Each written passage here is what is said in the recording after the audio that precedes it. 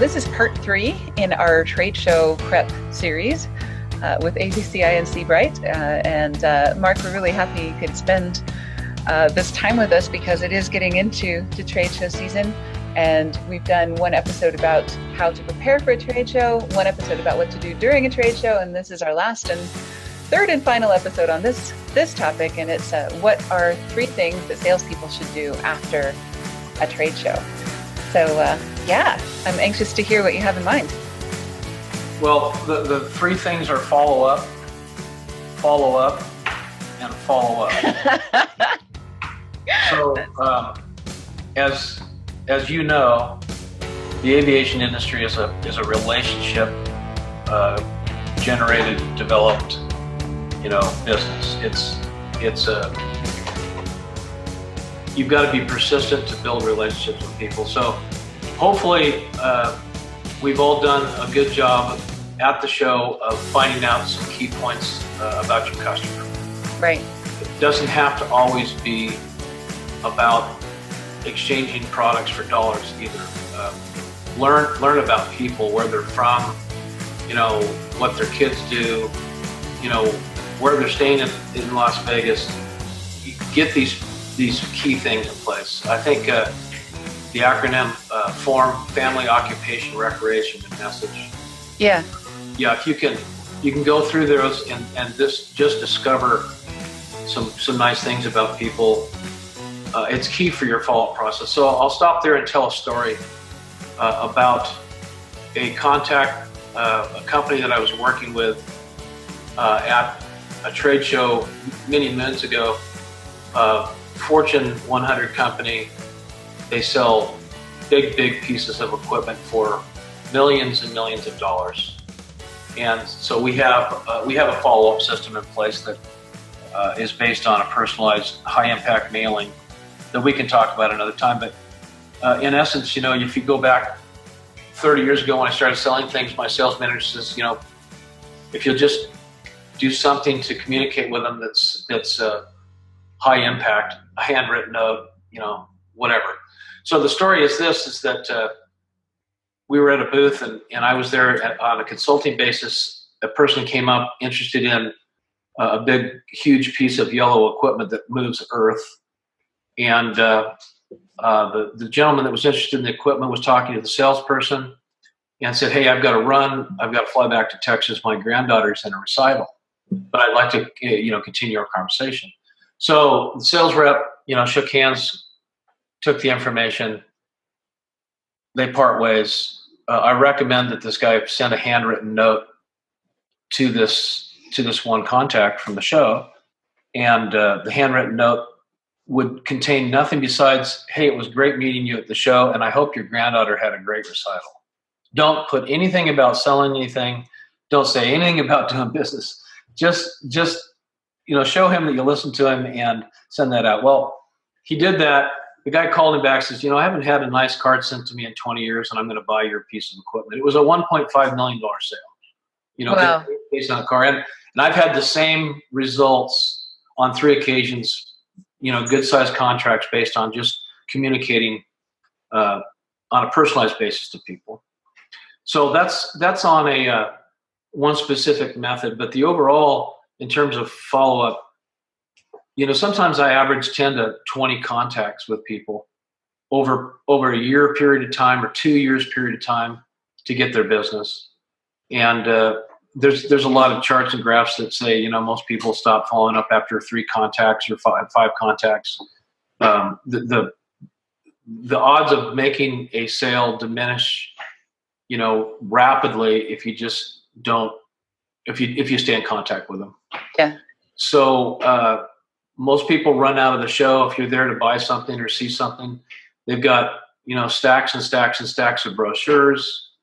They jump on airplanes, they go home, they forget who they talk to. We've got to really stay in touch with people and plan that follow-up process when you get back.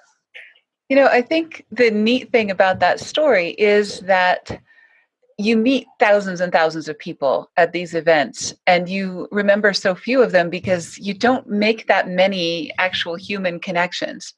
where it means something beyond the 5 minutes that you're spending together. And, you can have an entire conversation with somebody about, a particular aircraft or, business things, and it just doesn't sink in the way personal things do. So you taught me that form thing, family, occupation. I do remember it. Family, occupation. Geez, I'll let you. Recreation in the message. Yeah. And, if you get into something personal with someone, and that's the piece that I do remember, you get into something personal with somebody, they're going to remember you, especially if you remember them. And that just makes it so much more the 1 in 1,000 that's going to stand out in their mind from everything that happened in the show. Yeah, Paula, here's a good question too. And that goes back to our last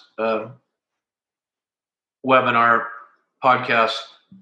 When you invite somebody to your exhibit and they show up, would it be nice to have something right out of the gate for them for showing up? I mean, just a nice pen, something. Just say, hey, you know what? Thanks so much for showing up to see us. Here you go. And the most successful companies that I've seen have little personalized gift bags. Not just a pen, that they're handing out to everybody, but this is something that is special for you because we knew you were coming and we planned for your visit, and maybe even having something specific to them in that bag, their favorite candy or their favorite whatever. And, right. Yeah. Yes. That reminds me of that story quickly about the great life insurance salesman. I can't remember his name, but he said, I'd sell a $5 million life insurance policy, but the guy was all excited about the 3 golf balls he got. Yeah. So, maybe we should do a better job of rewarding people when they behave like the way we want them to. Yeah. Yep. It's all the Pavlov's dog kind of thing, but exactly. In a good way. I do the same thing. I feel, when I'm shopping someplace and they set up, they know I'm coming and they set up a room with some things that they think that I would like based on my previous visits. And the same thing you could do at NBAA. If this is what this person has been interested before, what aircraft are in their fleet, something about them personally, there's a lot of things that you could personalize for that person and the conversation that you have. Right. Yeah. Right. So again, back to follow-up. Yeah. You just got to stay on people. Yeah. You need to send them personalized messages, emails, phone calls, and always continue to get their permission to follow up too. Yeah. A lot of people will keep saying, well, I'm busy. Yeah. Whatever. And I'll routinely say, I'm just going to do what I'm supposed to do as a good salesperson. I'm going to continue to follow up until you tell me not to. I tell customers that. They go, oh, don't worry about it. I'm busy. Timing's not right. Da, da, da, da. If they don't want you to call them anymore, they'll let you know. And that very seldom happens, really. Yeah. In aviation, most people are courteous and polite, and they're going to want you to stay connected with them. And they may not be able to buy for a year or so, but you can put them in your database and warm them up. And that's a great chance too. If people say, well, we're not ready right now, then you can say, well, you know how good we are at what we do. Who do you know? We don't ask. Most people don't ask for referrals. I forget all the time. That's my biggest thing. I get back and I say, why didn't I ask who they knew? Yeah, the V8 moments after the call. Yeah, you just don't sometimes. So that's something you've got to really practice on. So in that follow-up process, see if you can take one contact and leverage it into several. Fantastic. So if you do all those things and if you follow up, and I guess a question that people ask me, and you kind of answered it, but just to hit it on the head, a lot of our clients ask, how long should I continue to follow up with somebody after a trade show? And it sounds like your answer is until they tell you not to, right? Yeah, until you not to. And then in aviation, what's wrong with a Christmas card, or what's wrong with finding out what birthday they have, and just make friends. Because you're in this business long enough, the next time you go to the NBA and West Palm Beach, they've changed companies, and now you've got a whole new opportunity. That's true. So, I've egressed from companies that I've contracted with because our contract's done, and learned that the efforts that we put forth 3 years ago, I bumped into people that have finally done business with that company 3 years later. It just happened to me with a key contact, at Gulfstream, actually. They saw what we had to offer, and it took them 3 years to get it in position and the budget and have it done. There you go. I guess you never stop until, you're invited not to. If you want a rich database. Absolutely. Yeah. Absolutely.